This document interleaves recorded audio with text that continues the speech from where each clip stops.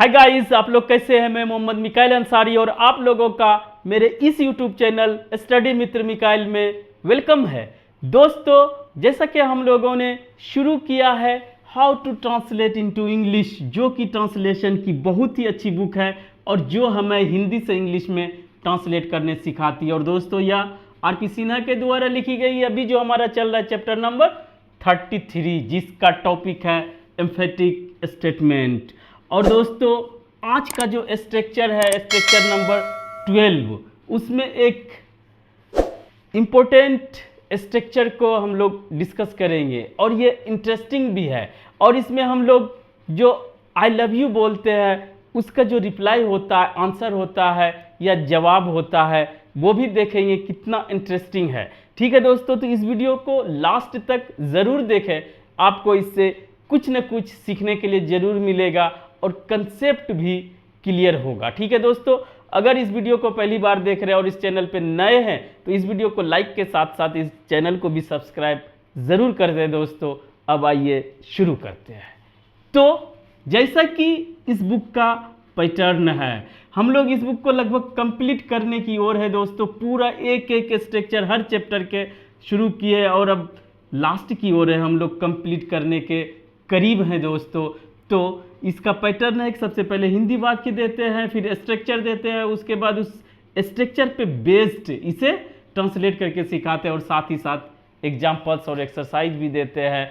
और अगर आप और हम दोस्तों इसमें ये करते हैं, स्ट्रक्चर को एक्सप्लेन करने के साथ साथ इसमें जो भी एक्स्ट्रा बातें होती है, कंसेप्ट चाहे जिससे भी रिलेटेड हो, ताकि लगे कि इसमें कोई प्रॉब्लम नहीं हो, चाहे जहाँ पे लगे कि यहाँ पर कन्फ्यूजन हो सकता है उसे भी क्लियर करते हैं दोस्तों। और यह बुक जो ऐसे ट्रांसलेशन के नाम से है how to translate into English, लेकिन दोस्तों यह एक कंप्लीट बुक है। इसे आप रेफरेंस बुक मान सकते हैं। और अगर आप इंग्लिश में इंटरेस्टेड हैं, स्कूल गोइंग है, कॉलेज गोइंग है, कंपटीशन की तैयारी करते हैं, या आप ऐसे कुछ कर रहे हैं, अब पढ़ाई छोड़ दिए, या हाउस वाइफ है, अपने बच्चे के लिए आप सीखना चाहते हैं, तो ये बुक दी बेस्ट है दोस्तों। इसे आप ज़रूर एक बार चेक करके देखें। अगर बुक नहीं है तो भी कोई बात नहीं, हम लगभग कंप्लीट की ओर है दोस्तों। आप चाहे तो मेरे एक एक वीडियो को 10 से 15 मिनट का होता है, एक दिन में एक वीडियो देखें और उसमें अपने से चाहे बिना बुक के भी मेंटल प्रैक्टिस करे और सीखे, वो आपको ज़्यादा फायदा देगा। जितना आप मेंटल प्रैक्टिस करेंगे, अपने से सेंटेंस खोजेंगे हिंदी में, फिर उसको इंग्लिश में बनाएंगे और इसमें जो भी सेंटेंसेज या कहिए स्टेटमेंट या बातें ली गई है वो हमारे परिवेश यानी कि जो हम डेली लाइफ में दिन प्रतिदिन बोलते सुनते हैं वही ली गई है हिंदी में, और उसका इंग्लिश के लिए ये स्ट्रक्चर पे बेस्ड ट्रांसलेट करके भी सिखाया है। आप चाहें तो अपने आप को इम्प्रूव कर सकते हैं इस बुक के हेल्प से। तो दोस्तों, ये बातें थी, अब आइए इस स्ट्रक्चर पे कंसंट्रेट होते हैं। तो सबसे पहले दोस्तों क्या है, हिंदी से जाते हैं। उषा गाती है, ठीक है, उषा गाने का काम करती है, कोई एक्शन करती है, ठीक है।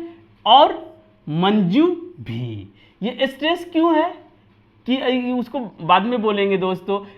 कोई एक सब्जेक्ट किसी एक एक्शन को करता है या करती है, परफॉर्म करते हैं, और वही सेम एक्शन को दूसरा सब्जेक्ट भी करता है। तो इसे सिंपल तरीके से अगर दिखाना होता तो बोलते उषा और मंजू गाती है। लेकिन चूंकि ये एम्फेटिक स्टेटमेंट है, उसी का ये हमारा चैप्टर है, तो इसमें एम्फेसाइज करके बताने के लिए, जोरदार तरीके से बताने के लिए कि एक कोई एक्शन को कर रहा है और वही एक्शन दूसरा भी कर रहा है, तो वो बताना मकसद होता है दोस्तों। तो इसको इस तरीके से भी बताया जाता है एम्फेटिक बनाने के लिए। ये क्लियर हो गया। अब है उषा खेल रही है और रेखा भी। तो दोनों से क्या समझ में आया कि जो पहला हमारा सब्जेक्ट है वो किसी काम को परफॉर्म करता है, चाहे वो टेंस पे हो या किसी भी टेंस पे हो, वो कोई फर्क नहीं पड़ता है, और वही एक्शन को हूबहू दूसरा भी करता है, और इसको जोरदार तरीके से बोलने के लिए यहाँ पर और उस सब्जेक्ट का नाम लेके भी लगा दिया जाता है। क्लियर? ये तो एक्शन की बात हुई जिसमें वर्ब का रिपीटेशन होता है, लेकिन वर्ब को यहाँ नहीं दिया है। दूसरा तरह का, मोहन नेता है, यानी किसी का पोजीशन। आप जानते हैं दोस्तों, किसी का, ये हमारा स्टेट ऑफ बीइंग, पोजीशन नहीं दोस्तों, हाईजैप से किया जाता है, पोजीशन नहीं, ये हमारा स्टेट ऑफ बीइंग की कोई एक्शन नहीं करता है। वो क्या है? जो सब्जेक्ट कॉम्प्लीमेंट हम लोग देते हैं इज एम आर के बाद, चाहे तो वो नाउन हो, चाहे वो हमारा एडजेक्टिव हो। ये आप जानते हैं स्टेट ऑफ बीइंग की बात करता है कि कोई एक दूसरा चीज है। मोहन नेता है और सोहन भी, ऐसे बोलना रहता सिंपल, मोहन और सोहन नेता है, एक नेता है, या जो भी एक यहाँ पे नहीं आता, मोहन और सोहन नेता हैं, ठीक है। लेकिन जोरदार तरीके से बोलने के लिए मोहन नेता है, कोई बोलेगा मोहन नेता है, और सोहन भी, यानी कि वो भी, स्ट्रेस देने के लिए इस तरीके से हिंदी में बोलते हैं। और इंग्लिश में क्या कैसे होगा, लास्ट तक जरूर देखें दोस्तों, आपका सब कुछ क्लियर हो जाएगा, और इंटरेस्टिंग भी अभी होगा। आई लव यू का हम लोग ये देखेंगे रिप्लाई। माँ सुंदर है और पुत्री भी, ठीक है, बेटी ज़्यादा, माँ सुंदर है और बेटी भी, लेकिन पुत्री लिखा है, कोई बात नहीं है। तो यहाँ पे क्या होगा, ये इससे हम लोग एक्शन की बात करते हैं, इससे हम लोग स्टेट ऑफ बीइंग की बात करते हैं, चाहे वो नाउन हो चाहे प्रोनाउन हो, नाउन ही ज़्यादा आता है, और उसके बाद हमारा एडजेक्टिव आता है।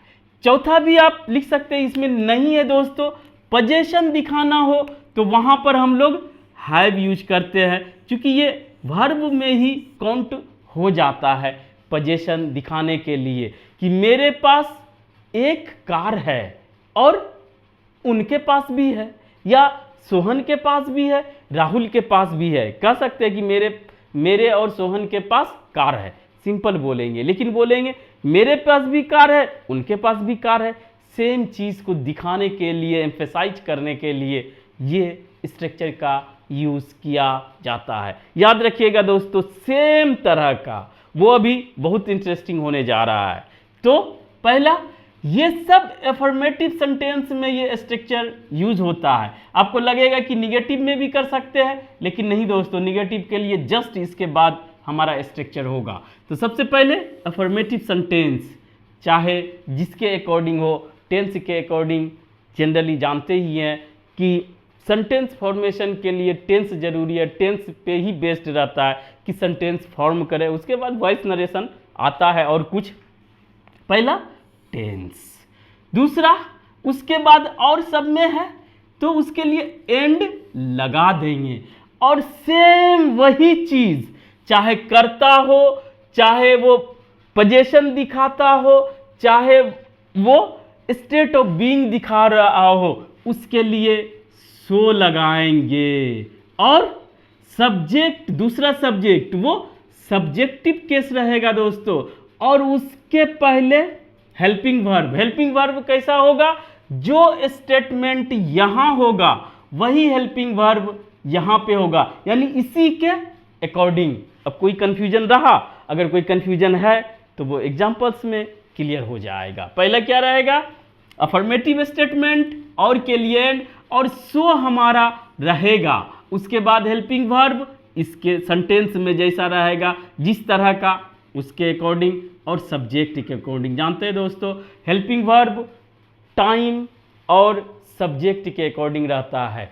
तो दूसरा एक चीज यहाँ पे कंफ्यूजन हो सकता है कि सब्जेक्ट से पहले हेल्पिंग वर्ब, तो जैसे ही सो आता है दोस्तों, वो हमारा इन्वर्जन रूल लग जाता है। इन्वर्जन रूल इसी चैप्टर में बोले हैं दोस्तों, बताए हैं, लेकिन फिर भी बोले हैं कि इसको और डिटेल में पढ़ेंगे ग्रामर के पोर्शन में। यहाँ पर यही कहा जाता है इन्वर्जन रूल, कि सब्जेक्ट से पहले हेल्पिंग वर्ब, तो उससे भी क्या किया जाता है, एम्फेसाइज करने के लिए यूज किया जाता है। अगर इतना अच्छे से सुने, दिमाग में बैठा, तो अब आपको कोई भी समझा, कोई भी नहीं रोक सकता है सीखने से दोस्तों। तो वो क्या है? उषा गाती है, सिंपल, उषा सिंग्स। ये V5 आप जानते हैं, present indefinite tense, Usha sings and so Manju, ये होता दोस्तों। और ये प्रेजेंट इंडेफिनिट टेंस है और ये सिंगुलर नंबर है, सिंगुलर सब्जेक्ट, तो इसके लिए क्या आ जाएगा दोस्तों? डज।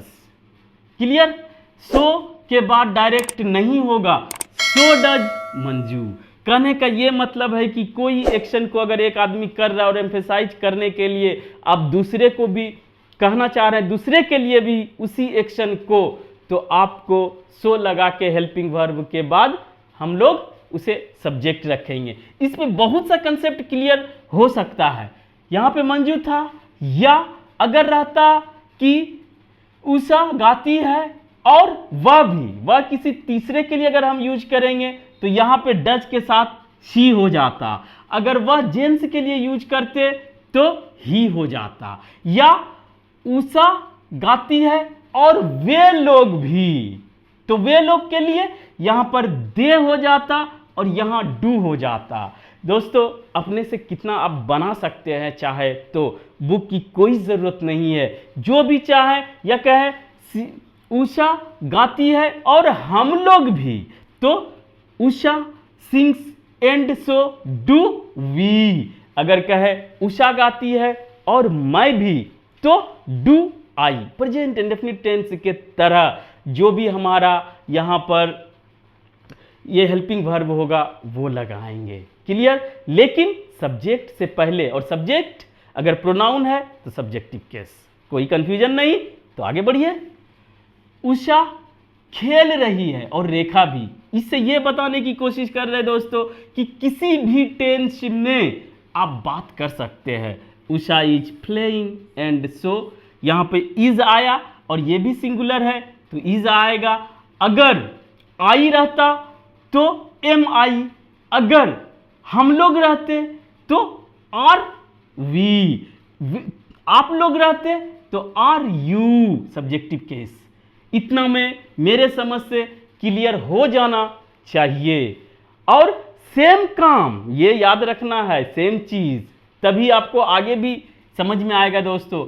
मोहन नेता है और सोहन भी, स्टेट ऑफ बीइंग बताने के लिए दोस्तों मोहन इज अ लीडर। इसमें इतना तक में कोई कंफ्यूजन नहीं, क्योंकि यहाँ पे एक नेता नहीं है और हम दिए भी नहीं अलग से, क्योंकि एक के सेंस में नाउन कभी अकेले आ नहीं सकता है दोस्तों। एक की बात कर रहा है, यही इसके इक्विवेलेंट है, जिसे हम लोग कहते हैं सब्जेक्ट कॉम्प्लीमेंट। ये भी है, ये भी है। तो Mohan is a leader and so is Sohan, ये इज है। अगर ऐसा रहता कि हम भी लीडर हैं तो एम आई, सब में बोल रहे हैं दोस्तों, तो ये हमारा बता रहा है क्या? State of being, noun. अब आइए दोस्तों, अब ये भी है कि एडजेक्टिव भी आता है। माँ सुंदर है, द मदर इज ब्यूटीफुल, ये दोनों स्टेट ऑफ बीइंग बताने के लिए यूज किया जाता है, नाउन और एडजेक्टिव। तो दोस्तों यहां पर क्या होगा? पहले ए या एन कुछ नहीं आएगा। द मदर, द क्यों लिया गया? किसी एक माँ की बात की जा रही है, ये जनरल नहीं है। अ मदर नहीं यूज कर सकते, द मतलब किसी फिक्स, ये जानते हैं, ठीक है। The mother is beautiful and so is the daughter. इतना में अब बकने की जरूरत नहीं होनी चाहिए, ठीक है दोस्तों। अब पोजेशन भी बता दिए, I have a car and so is he, उसके पास भी है, तो आप बना सकते हैं। अब जैसे चाहे इसे अब तोड़ के मोड़ के मेंटल प्रैक्टिस करके आप बना सकते हैं। अब आइए दोस्तों, जो सबसे इंटरेस्टिंग है और हो सकता है कि आप जिसका इंतजार कर रहे हैं, जैसे कोई बोलता है आई लव यू, चाहे वो लड़का लड़की को बोले या लड़की लड़का को बोले, या दोस्तों जनरल प्रैक्टिस में आप किसी को भी बोल सकते हैं, माँ को, बाप को, भाई को, बहन को, कोई भी किसी को बोल सकता है। अगर आपको किसी पे प्यार आ रहा है तो जनरली कोई किसी को बोलता नहीं है। अगर कोई बोलता है तो उसका क्या जवाब होगा? पहले अगर कोई बोलता है क्या? आई लव यू, ठीक है, ये इतना बोला। अब इसका जवाब जो जनरल सब लोग देते हैं वो क्या देते हैं? I love you too. तो इसका मतलब क्या होता है दोस्तों, जानते हैं? बहुत ही इंटरेस्टिंग है। आप थोड़ा सा 1 मिनट और वेट करें तो समझ में आ जाएगा। इसका मतलब होता है दोस्तों कि हम आपसे भी प्यार करते, यू टू, आपसे भी या तुमसे भी। अगर आपके पास बहुत सा ऑप्शंस है या एक से ज़्यादा, तब तो वहाँ पे ठीक है। जैसे कोई माँ बाप है, एक बेटा से प्यार कर रहा है, दूसरे से भी प्यार कर रहा है, तब तो वहाँ ये सटीक है कि हम उससे भी प्यार करते, आपसे भी प्यार करते। अगर जहाँ पे सिर्फ एक ऑप्शन है, एक ही है कि बस आपसे प्यार करते हैं, तो वहाँ पर ये नहीं चलेगा। यहाँ पर इसका सेंस क्या हो जाएगा कि मैं आपसे भी प्यार करता हूँ। कहने का मतलब प्यार करने के लिए मेरे पास और लोग हैं, ऑप्शंस है। ठीक है, तो आप समझ रहे हैं कहाँ पर ये फेल हो जाएगा या भाग सकता या सकती है। ठीक है दोस्तों, तो इसका दूसरा जवाब होता है जो कि वो इससे बेहतर है। वो क्या है दोस्तों कि आप बोले एम्फेसाइज करने के लिए आई टू लव यू। इसका क्या मतलब हुआ? आई टू, मैं भी आपसे या तुमसे प्यार करता हूं। कैसा हुआ? आप भी मुझसे प्यार करते हैं, मैं भी आपसे प्यार करता हूं। आई टू एम्फेसाइज करने के लिए, टू लास्ट में लगता है, लेकिन दोस्तों इसको एम्फेसाइज कर रहा है। यहां पर टू जस्ट उस सब्जेक्ट के बाद लगाएंगे तो ये हो जाएगा। और जो हम लोग अभी पढ़े कंसेप्ट कि जैसा वो काम कर रहा है वही काम उस पे आप कर रहे, वाइस वर्सा, नहीं जान रहे, वाइस वर्सा, जैसा वो किया वैसा आप कर रहे। तो वहां पर दोस्तों आपका ये दोनों में से कोई नहीं चलेगा। अगर ये सब पढ़ लिए दोस्तों तो थोड़ा सा मिटाते हैं, तो वहां पर आपको जवाब देना पड़ेगा। अगर कोई बोलेगा आई लव यू तो आपको जवाब देना पड़ेगा दोस्तों सो डू आई, कि इसलिए मैं भी आपसे प्यार करता हूं। ये सबसे सटीक आंसर है। क्लियर? अगर तीनों तरीके का आंसर या रिप्लाई आप समझ गए, मतलब समझ गए, तो दोस्तों आप अपने सिचुएशन कंडीशन के अकॉर्डिंग आप रिप्लाई करें। ठीक है, तो दोस्तों आज बस इतना ही। अगर यह वीडियो आपको अच्छा लगा हो और आप इससे कुछ सीखे हो तो प्लीज़ इसे लाइक करें, सब्सक्राइब करें और अपने दोस्तों, रिलेटिव्स या जो भी ज़रूरतमंद हो, नीडी हो, उसे आप इसे शेयर जरूर करें दोस्तों। Thank you for watching, have a nice day.